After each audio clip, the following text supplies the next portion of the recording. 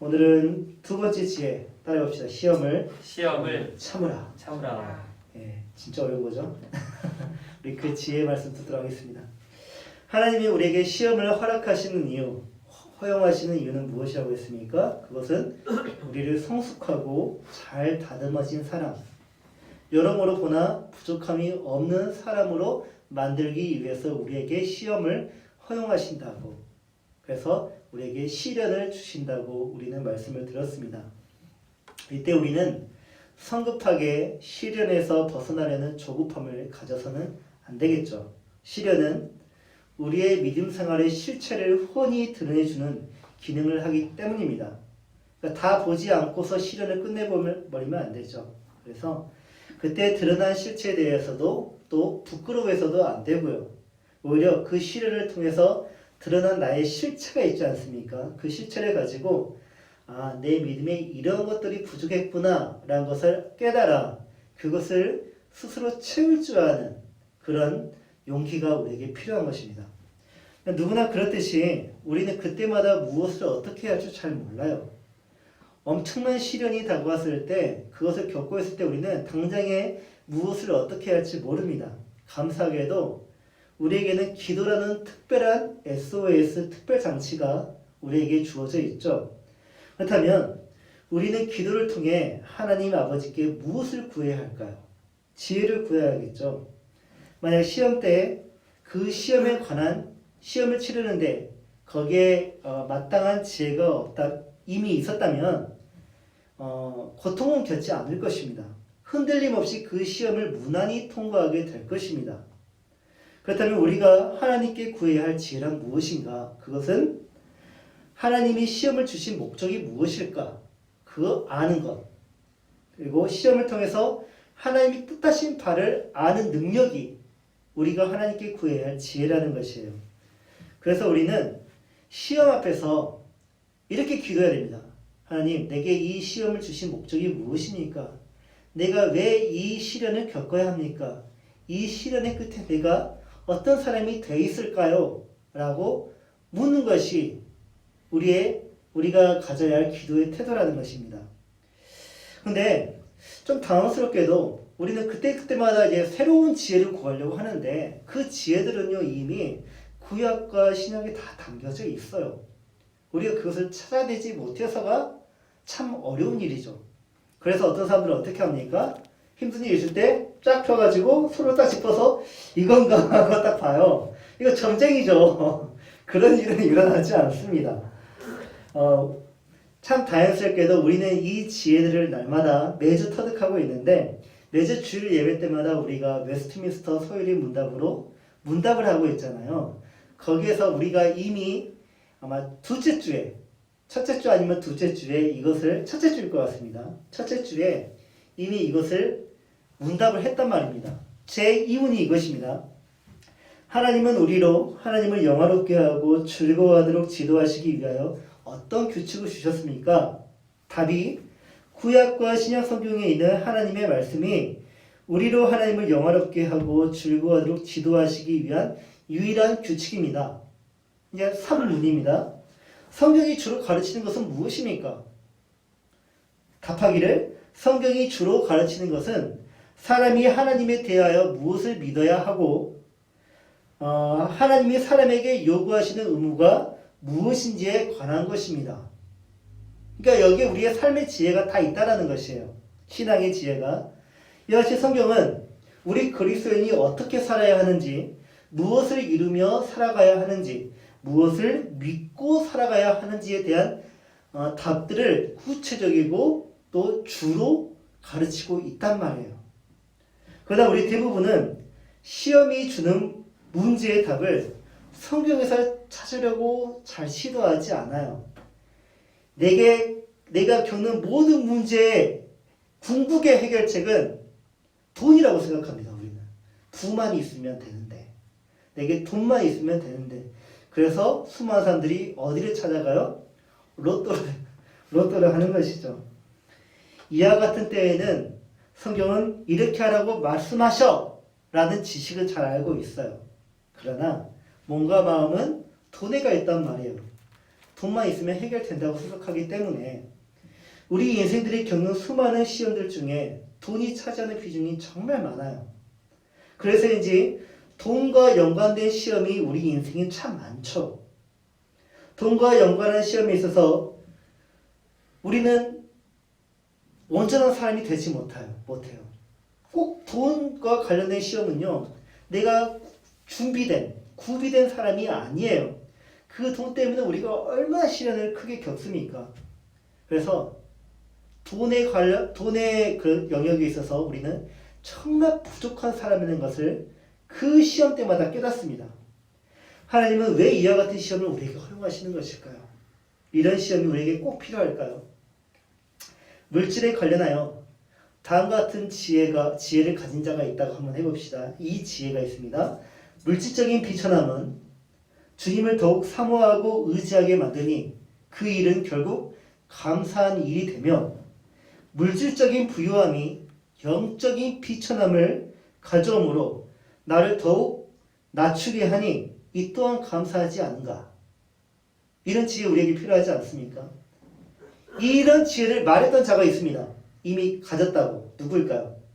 바울이 나는 후에 처할 줄도 알고 가난에도 처할 줄 알고 비천함에 처할 줄도 알고, 그가 이 지혜를 터득했단 말이에요. 만약에 바울에게 이런 지혜가 없었다면 어떻게 선교 사역을 감당할 수 있었겠습니까? 지혜는 선택사항이 아니에요.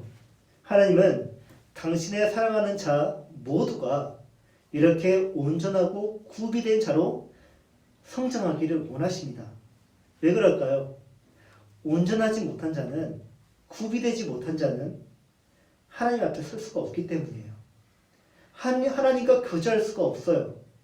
하나님과 동행할 수도 없고 하나님 나라에 들어갈 수도 없습니다.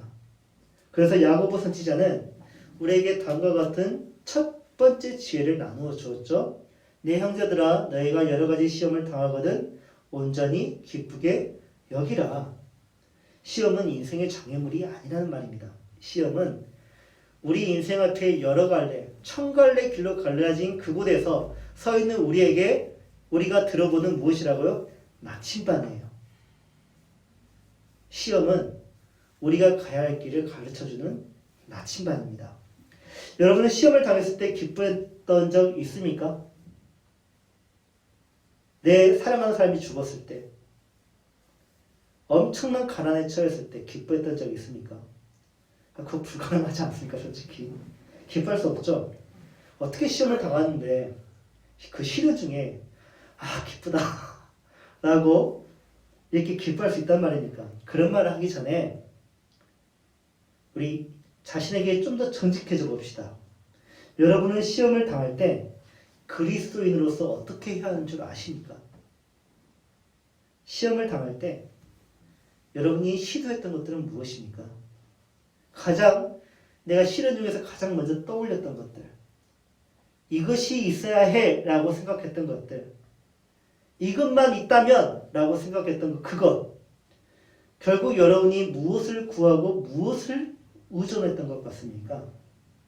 제게 있어서 가장 힘들었던 시험 중에 하나가, 입대를 하고 자대에 가지 않습니까? 훈련 기간이 끝나고 그 자대에 배치된 1년이라는 기간이 정말 엄청난 시험의 기간이었습니다. 신앙을 지키기 위해서 제가 술을 금기했죠. 지금도 금기하지만, 근데 그 금기했던 술로 인하여서 제가 폭언을 듣게 되고 폭력을 받게 되고, 앞뒤 가리지 않는 비방, 앞뒤 가리지 않는 말이란 제 상급자뿐만 아니라 제 후임들도 저를 비방을 해요. 대놓고. 얼마나 이게 체면적으로 또 제 권위가 무너지는 일입니까? 또 따돌림도 받아요. 대놓고 따돌림을 받지는 않지만 그걸 제가 느끼잖아요. 따돌림이 무엇인지. 그로 인해 극심한 정신적 스트레스를 받게 되고 마음의 병과 육신의 병을 얻게 됩니다. 육신의 병은 이런 식으로 나타나요. 불면증, 잠을 못 이뤄요. 늘 긴장 상태에 있어요. 그리고 주일만 되면 월요병이 생겨요. 월요일이 오는 게 너무너무 힘들어요. 그때 저는 자살을 시도하는 사람들의 심정을 그때 충분히 이해했던 것 같아요. 이래서 자살을 하는구나. 하지만 자살은 제가 시도하지 않았습니다. 억울하다고 생각했기 때문입니다. 그들에게 사과 한번 받아보지 못하고 제 성화에 못 이겨 스스로 목숨을 끊어버리면 나를 연약한 군인으로 볼까? 너는 원래 그런 어떻게 보면 뭐라 해야죠? 그거 보고 고문관이죠. 너는 고문관이었어. 라고 그런 평가를 받는 게 죽기보다 싫었기 때문이에요. 그때 제가 생각해낸 답들이 무엇인 줄 아십니까? 해결책의 스스로 이제 만들어내잖아요. 내게 필요한 지혜는 이거야. 제일 첫 번째가 내게 고위직의 군인이 있다면 내 작은아버지가 내 삼촌이 내 고모부 이모부 중에 한 명이 원스타 투스타가 있다면 그분들이 내가 있는 부대에 한 번이라도 방문해주면 나는 이런 고통을 겪지 않을 것인데 혹시 내 주변에 누가 없나? 라고 찾아보기도 하고요. 두 번째 또 찾았던 게 군대에 있을 동안에만 술 마셔볼까? 그거 타협을 해봤습니다. 세 번째는요. 제가 있는 부대는 독립중대였는데 상급부대에게 한번 신고를 해볼까? 네 번째는요. 가장 순수한 방법. 나를 가장 괴롭히는 사람에게 손편지를 한번 써볼까? 되게 놀림 많이 받았을 것 같아요. 만약 그랬다면. 물론 이 모든 것들을 생각하는 가운데 기도는 했죠. 근데 아시다시피 하나님은 침묵하시잖아요.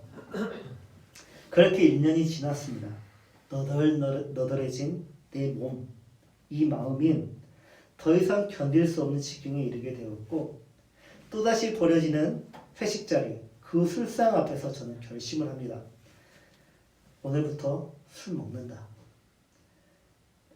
하나님이 지금까지 나를 구원하지 않으셨으니 나를 여기서 도우지 않으셨으니 이 모든 것은 이제 하나님 책임이다.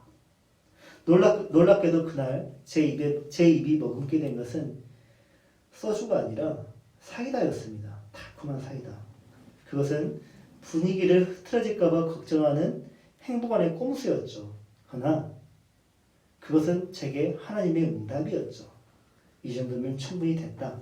네가 나를 얼마나 경외하는지 사랑하는지 이제 알겠다. 라고 말씀해 주는 것처럼 느껴졌어요. 저는.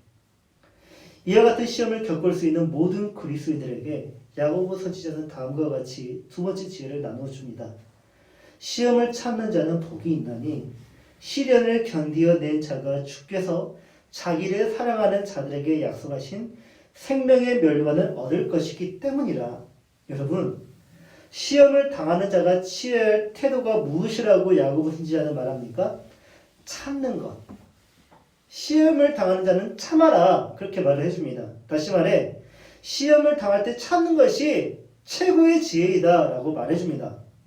그런데 인내하는 것, 제 인내만 봐도 저 인내했던 것이 제가 적극적으로 인내했던 것입니까? 아니잖아요. 어쩔 수 없이 인내했던 것이잖아요. 인내는 그 끝을 분명히 알 때에만, 결말을 확실히 알 때에만 이를 악물고 할 수 있는 것입니다. 그 끝이 언제가 될지, 무엇으로 결말되어질지 모르는 우리가 어떻게 인내할 수 있단 말입니까? 그런데 그 인내의 끝은 우리가 상상할 수 없는 걸로 열매로 맺어진다는 것이에요. 제게 같은 경우는 어떤 끝이 났냐면요. 저는 하나님께 기도하면서 그들의 사과를 받아들이기를 원했잖아요. 내가 잘못했다. 미안하다. 근데 하나님은 그거를 사과라는 열매로 저에게 선물해 주시는 것이 아니라 인정이라는 열매로 저를 위로해 주시더라고요. 그들이 하는 말이 내가 지금까지 수많은 예수 믿는 사람들 봤지만 야, 너는 진짜다라는 말이에요. 그 말, 다른 분들 다 술 마신 거 내가 봤는데 야, 너는 진짜다. 또 이런 말까지 들어봤습니다. 내가 자식을 낳았는데 내 자식이 교회를 간다면 나는 너한테 보내겠다. 그런 말까지 들어봤습니다. 이건 내가 상상할 수 없었던 열매였거든요. 인내 열매였거든요. 또 하나는요. 그 끝에서 보니까 하나님은 침묵하셨던 하나님이었는데 알고 보니까 임마누엘 하나님이셨다는 거예요. 하나님은 그때도 나와 함께 하셨다라는 거예요. 야고보 선지자는 그것을 이렇게 표현을 합니다. 주께서 자기를 사랑하는 자들에게 약속하신 생명의 면류관. 생명의 면류관이 이런 형태로 우리에게 나타난다는 것입니다. 야고보 선지자는 시련을 동반하는 시험을 견뎌냄으로써 인내를 온전히 이루면 그 사람은 온전하고 구비하여 조금도 부족함이 없는 사람이 된다고 말합니다. 그리고 그 사람이 받게 될 복이 있으니 그것은 생명의 면류관이래요. 근데 생명의 면류관을 받는다고 하는데 복으로 여러분 이 복 받고 싶습니까? 솔직히 받고 싶은 마음 별로 없죠. 왜냐? 이게 뭔지 잘 모르니까. 이런 복이 있는지도 우리는 잘 몰랐으니까. 우리가 받고 싶은 복은 이 세상에서 형통할 수 있게 만들어주는 어떤 것들 아닙니까? 구체적으로 우리는 이 생명의 면류관이 하나님께서 복으로 주신다는 이 생명의 면류관이 성공한 사람의 명함으로 나타났으면 솔직히 좋겠어요. 또는 무병장수를 다 이렇게 증거해주는 그런 건강 진단표. 당신은 나이는 70이지만 몸은 30이네요. 하는 건강 진단표. 얼마나 좋습니까? 또는 자녀들의 명문대 졸업증. 그런 것들. 또는 함부로 공개하기 힘든 통장의 잔액. 이거 우리 다 꿈꾸지 않습니까? 모두가 우러러보는, 내려다보는 게 아니라 우러러보는 펜트하우스. 우리는 이게 생명의 면류관이에요. 우리에게는. 그런데 하나님이 인내하는 자에게 주신다는 이 생명의 면류관은 그것들과 전혀 상관없어요. 그래서인지 우리에게 솔직히 말해서 매력적으로 느껴지지 않아요. 이게. 그러나 우리는 알아야 합니다. 그리고 믿어야 합니다. 생명의 면류관이 어떤 복인지, 우리가 그것을 왜 믿고 소망해야 하는지 우리는 알아야 합니다. 면류관이, 그러니까 왕관이죠. 면류관은 왕관인데 이 왕관이 금으로 만들어진 왕관이라고 해봅시다. 그럼 이 금으로 만들어진 이 왕관은 어떤 가치가 있겠습니까? 같은 금이죠. 이렇게 덩어리로 있는 금과 이게 면류관이라고 합시다. 이 금으로 된 면류관 같은 가치입니까? 다른 가치입니까? 같은 한 돈이라고 해봅시다. 양이 너무 주면 백돈이라고 해봅시다. 같은 가치입니까? 다른 가치입니까? 다른 가치죠, 당연히. 같은 무게, 같은 부피를 가지고 있고 같은 양이지만 이 면류관으로 만들어진 이 금은 금 중에 금이 되는 것이에요. 그 금은 면류관으로 제작되었기에 다른 가치를 생산해냅니다. 금 중에 금이 된다는 말은 이 금은 오직 한 사람을 위해 존재하는 금이 된다는 말이고요. 또 다른 사람에게 양도하거나 판매할 수 없는 고유한 금이 된다는 말이고요.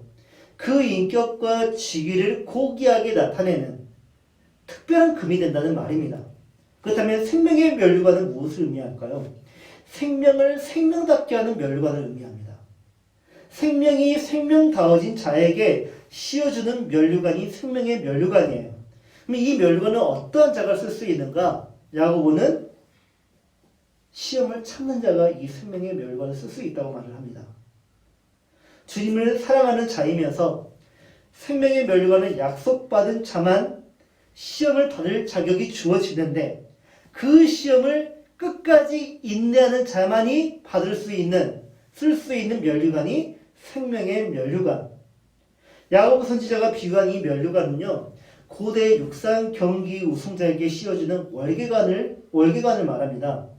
그 월계관은 42.19km라는 그 달리기 경주를 포기하지 않고 완주하면서 모든 경쟁자를 다 제치고 1등으로 첫 번째로 목적지에 도착한 자만이 쓸 수 있는 그런 월계관. 하지만 신앙은 그런 경쟁이 아니에요. 경주가 아니에요. 생명의 면류관은 그런 경쟁에서 승리한 자에게 주는 상이 아니라 인생이라는 또 세상이라는 광야를 인내하며 끝까지 건넌 모든 자에게, 이스라엘 백성 중에 누가 그 월계관을 받았습니까? 여호수아와 갈렙만이. 나머지들은 이 끝까지 인내하지 못하고 중도 탈락됐잖아요. 모세도 중도에 탈락됐습니다. 하지만 여호수아 갈렙만이 이 월계관을 받았잖아요. 그와 같이 끝까지 건너는 자에게만 이 월계관이 주어지면서 영예를 얻는다는 말입니다. 야고보 선지자가 이 편지를 쓰던 당시의 교회 상황은 우울하기 그지없었습니다. 로마 제국의 박해가 있었죠. 교회에게. 그리고 교회마다 이단들이 발생하기 시작했습니다. 이단들이 발생하면서 교회와 대립이 이루어지죠. 교회들이 얼마나 그것으로 고통스러웠는지 모릅니다. 게다가 그것도 있는데 교회 안에서 내분이 갈등이 생기고 분리가 되기 시작합니다. 신학적인 갈등, 나는 파, 이 파, 너는 저 파 하면서 서로 싸웁니다. 이런 시험으로 인해 끝까지 견뎌내지 못하고 중도 좌절하거나 교회를 떠난 사람들이 빈번하게 발생했단 말이에요. 그들은 왜 중도에 포기했던 것일까요? 그들은 예수를 믿기로 그렇게 작정했으면서 왜 교회를 떠났던 것일까요? 오늘날 이와 같은 일들도 오늘도 이와 같은 일들이 빈번하게 일어나잖아요. 교회를 떠난 자들이 있잖아요. 자기 집에서 신앙생활하는 사람들이 있잖아요. 왜 그들은 교회를 떠날까요? 왜 신앙을 포기하는 것일까요? 놀랍게도 질문에 대한 대답은 거의 동일하더라고요. 13절이 그걸 밝히고 있습니다. 내가 하나님께 시험을 받아서. 이걸 다르게 번역을 하면 하나님이 나를 넘어뜨렸어. 하나님이 나를 이 지경으로 만들었어. 라고 변명한다는 것이에요. 정말 하나님은 그들의 말처럼 우리를 넘어뜨리려는 악까지도 행하시는 분일까요? 여러분 신학교에 대한 어떤 이미지를 갖고 있습니까? 거기가 미래의 목회자를 양성하는 선지동산이기 때문에 그곳은 거룩하겠지, 순결하겠지, 그리고 지적이겠지, 아름답겠지 하는 그런 이미지가 좀 있지 않습니까? 저도 그와 같은 상상을 하며 신학교에 입문했거든요.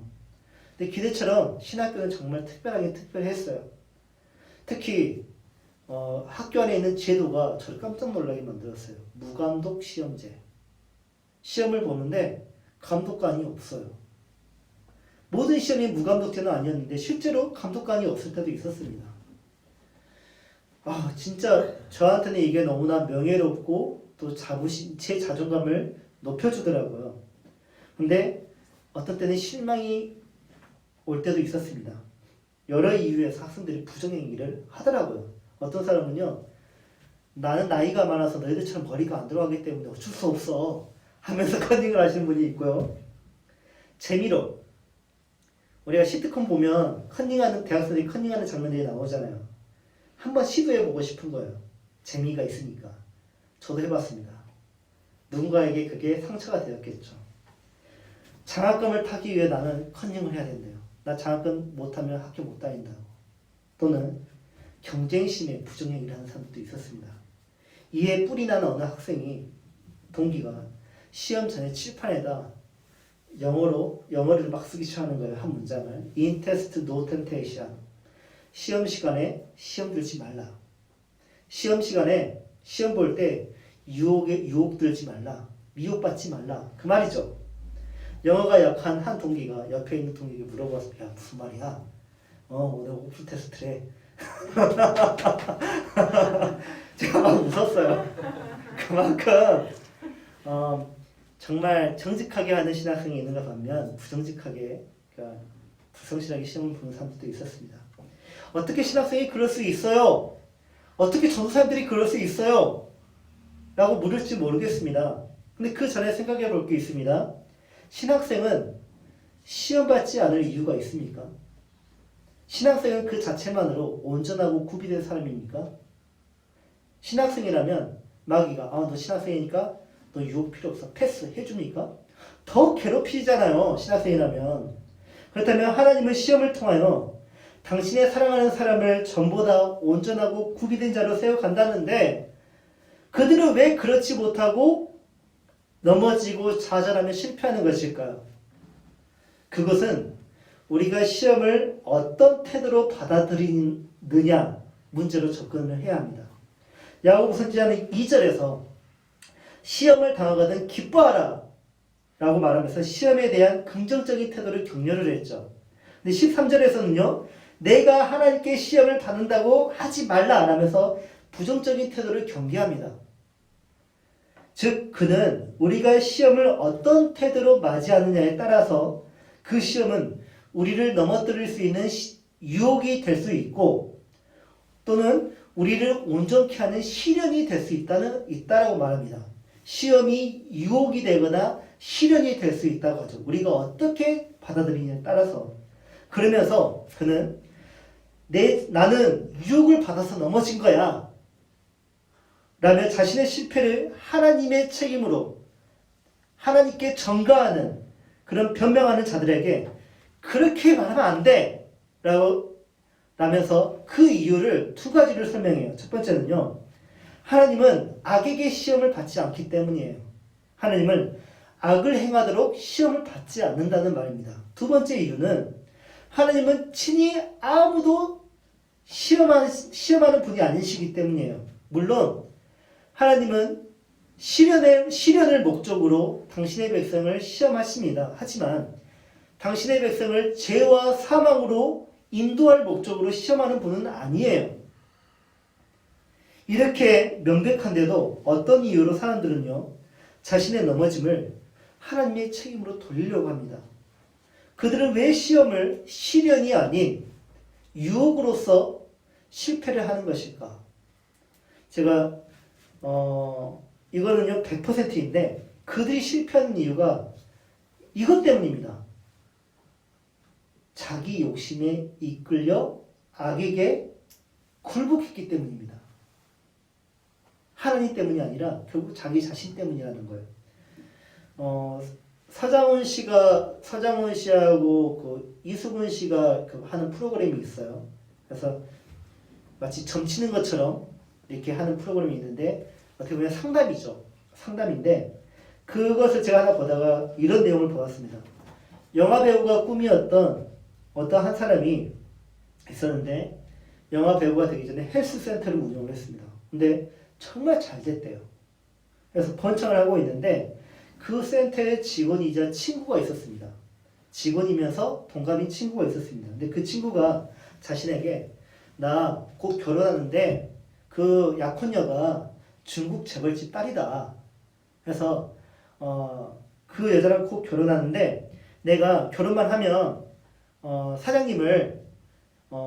사장님이 영화를 찍도록 내가 지원을 해주겠다. 그래서 100억 원을 지원해주겠다. 그 사장님을 주인공으로 해서. 근데 아직 내가 결혼을 하지 않았냐. 그러니까 결혼할 때까지 사장님 나 좀 도와주라. 그러면 내가 결혼하면 사장님을 꿈을 이룰 수 있도록 해줄 테니까. 이런 것 같으면 오케이 하겠습니까? 말도 안 되는 말이잖아요. 근데 300만 원 한 달에 300만 원씩 지원해달라는 그 부탁을요. 철수까지 믿어가지고요. 하더니 돈을 다 준 거예요. 몇 천만 원 다 줬던 거예요. 그러다가 코로나를 만났습니다. 센터가 망했죠. 근데 그가 하는 말이 돈을 주면서도 의심이 계속 생겼대요. 그런데 자기 주변에서 일어나는 모든 정황들이 믿을 수밖에 없게 만들었대요. 진짜 중국 여자친구가 있고 하는 거 보니까 중국 재벌집 딸 같고 무당들이 친구들이 주변에서 막 이렇게 집들이 막 보여지니까 완전히 망하고 나서 거기에 이제 그 프로그램에 나온 거죠. 도대체 무엇이 문제입니까? 라고 묻는 거예요. 상담자가 다음과 같이 조언해 줍니다. 사기친 그 친구 진짜 나쁜 놈이긴 나쁜 놈인데 그 친구의 말을 듣고 허황된 꿈을 꾼 네가 더 잘못이 커. 네 욕심이 그 사단을 낸 거야. 라고 말을 해줍니다. 고난이나 유혹을 만났을 때 하나님을 버리고 세상을 선택한 것은 누구의 책임입니까? 고난은 처음부터 그런 상황을 허락하시고 용인하신 하나님 책임입니까? 우리는 왜 어려움을 겪을 때마다 하나님께 책임을 돌리려고 하는 것일까요? 반대로 우리는 좋은 일이 생길 때마다 왜 그 모든 공을 자신에게 돌리는데 매우 자연스러울까요? 고난과 시련은 우리를 한계 앞에 서게 합니다. 번영과 권세는 우리 자신의 한계를 있게 해버립니다. 둘 다 우리에게 시련이 될 수 있고 유혹이 될 수 있습니다. 하지만 우리는 한계만을 싫어해요. 번영과 권세는 환영합니다.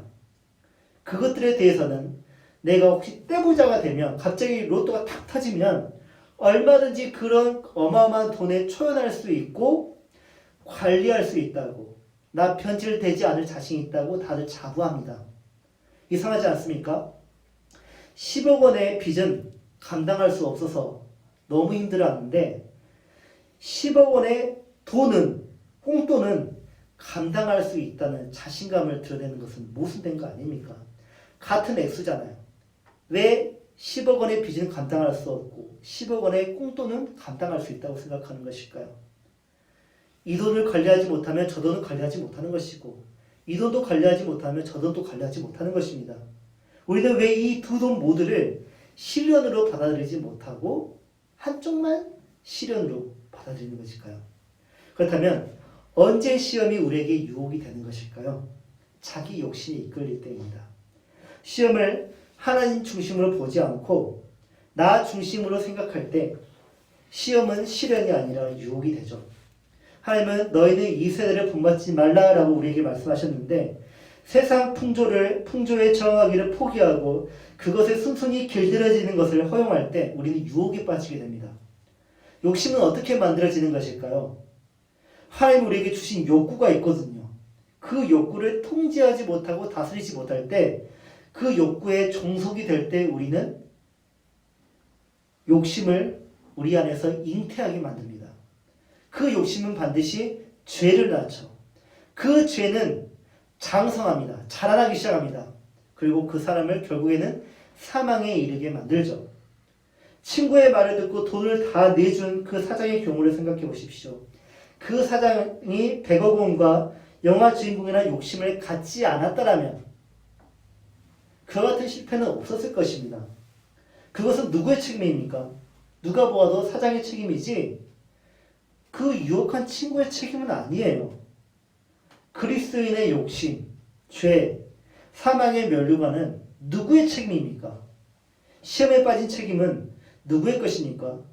유혹에 넘어진 책임은 누구의 것입니까? 잘 믿다가도 이렇게 영적 사망에 이르는 경우를 보아요. 그래서 우리는 항상 하나님의 말씀으로 조명을 받으면서 살아야 합니다. 하나님의 말씀에 조명을 받지 않고서는 자신을 온전하게 거룩하게 지키고 세워갈 자 아무도 없기 때문입니다. 지금까지 제가 신앙생활을 해오면서 잘 믿다가 넘어진 자들을 보았습니다. 우리의 믿음은 그렇게 늘 일정하지 못하더라고요. 간절함과 안주 사이, 평안과 위태로움 사이, 여유와 조바심 사이, 강함과 약함, 성숙과 변질, 성장과 후퇴를 우리는 반복하거나 그 사이에서 얼마나 갈등을 겪고 사는지 모릅니다. 그래서 우리는 잘 될 때 나와 함께 하시는 그 하나님이 변하지 않았으면 합니다. 복을 주시는 하나님이 그대로 내 편에 있었으면 좋겠다고 생각합니다. 나의 잘됨을, 나의 번영을 유지하고 싶어서. 반대로 우리는 일이 잘못되었을 때, 실패로 끝났을 때 어떻게 말하냐면 하나님이 나를 버렸어, 하나님이 변했어 라고 변명을 합니다. 하나님이 변하지 않고서는 이 일이 이렇게 될 수 없다는 것이에요. 고대 사람들은 하늘의 별을 보고 자신의 운명을 점쳤죠. 그들은 별의 움직임에 매우 민감했습니다. 별의 움직임은 곧 자신의 운명에 길조이든 흉조이든 어떤 변화가 생기는 것을 의미했기 때문이죠. 믿음이 약한 자들에게 일어난 부정적인 삶의 변화는 하나님이 고의적으로 자신의 별자리를 옮긴 것 같다고 그들은 생각했습니다. 하나님이 옮기지 않았다면 그런 변화는 오지 않았을 것이라는 생각 때문이었습니다. 그들은 왜 하나님이 자신의 별자리를 옮겨 놓았다고 생각했을까요? 별을 옮길 수 있는 것은 누구만의 영역이기 때문에, 신만의 영역이기 때문에 별자리 옮기는 건 신만 할 수 있는 거잖아요. 자신의 별자리의 변화는 곧 하나님의 행위에 의한 것이고, 그래서 그로 인한 삶의 부정적인 변화는 자신을 향한 하나님의 변덕스러운 행위로 그들을 보았던 것이에요. 이에 대하여 야고보 선지자는 그들의 무지함을 다음과 같이 깨우쳐 주려고 합니다. 17절에 그는 변함이 없으시고 회전하는 그림자도 없으십니다. 무슨 뜻입니까? 세상은 변해도 하나님은 변하지 않는다는 말이에요.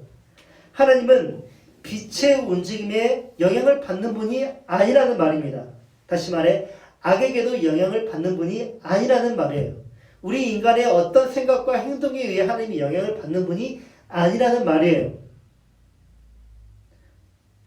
변화의 가능성에 속지 마십시오. 마귀는 여러 말로 우리의 삶에 변화를 주려고 합니다. 우리가 언제 한번 흔들립니까? 무엇을 볼 때 요즘 흔들립니까?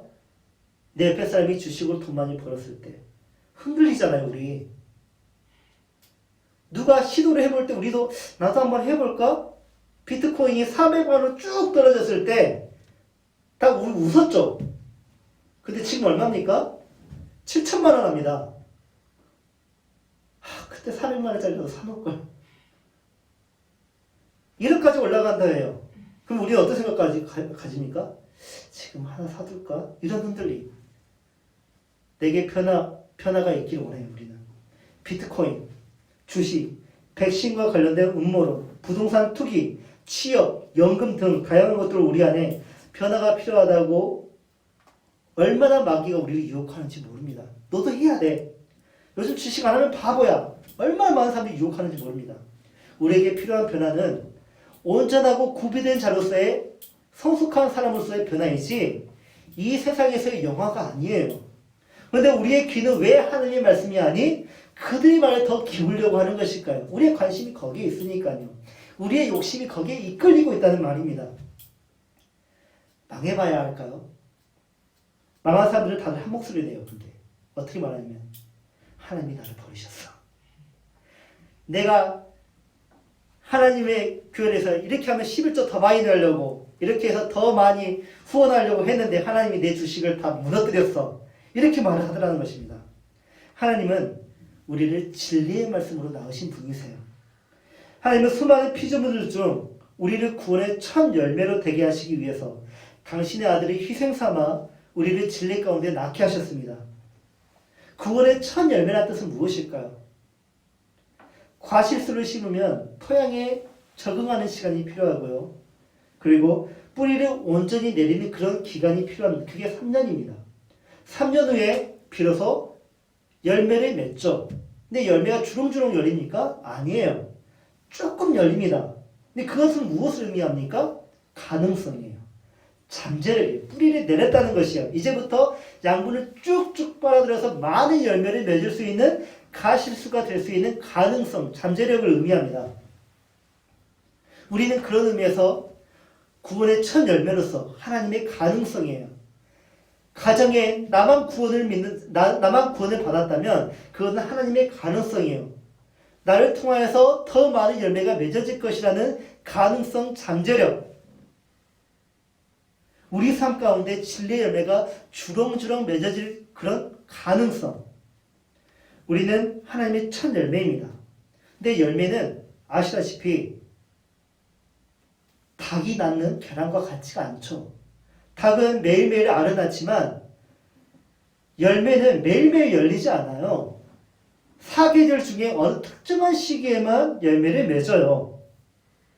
사계절을 다 보내야만 열매를 맺는다는 말입니다. 혹독한 추위와 더위를 이겨내고 병충해를 이겨낼 때 비로소 나무는 열매를 맺는다는 말입니다. 이런 과정 없이 많은 열매를 맺을 수 있다고 누가 사기치는 사람도 있단 말이에요. 이거 하나만 있으면 모든 일이 잘 풀린다고 사기치는 사람들이 있습니다. 자연의 이치는 잘 알면서 왜 인생의 이치는 모를까요? 아이가 좋은 영양제 하나 먹는다고 갑자기 키가 1m 자랍니까? 꾸준히 자라는 거 아닙니까? 갑자기 자라는 거 불가능하잖아요. 그런데 왜 인생의 문제는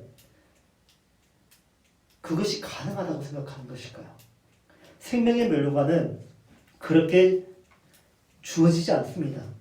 참을 때, 인내할 때, 그렇게 인내하고 또 인내하고 언제 때가 차면 생명의 멸류관이 주어진다는 것입니다. 근데 사망의 멸류관도 이와 같아요. 사망의 멸류관이 갑자기 씌워지는 것이 아니에요. 삶이 한순간에 사망에 이르지 않아요. 죄가 장성할 때 사망에 이르게 돼요. 그러니까 내가 계속 내 영혼의 죄를 먹일 때, 욕심을 계속 낼 때, 잘하고 목까지 왔을 때 우리는 그때 목숨을 잃는 것입니다. 여러분 안에 장성하고 있는 것은 생명입니까? 사망입니까? 알고 싶다면 이거 하나만 적용해 보십시오. 여러분은 오늘 진리로 낳은 자식으로 살고 있습니까? 세상에 헛된 거짓으로 가득한 자식으로 살고 있습니까? 마귀에게 속지 마십시오. 마귀는 쉽게 가는 방법을 말하지만 우리는 지금 참을 때입니다. 인내할 때입니다. 인내하는 자만이 생명에 이를 수 있고 그 끝에서 멸류관을 쓸 수 있는 것이죠. 오늘 그 인내하는 지혜로운 사람이 바로 여러분이 되기를 간절히 축복합니다. 다시 하나님의 말씀을 가지고 의지하여서 기도하도록 하겠습니다.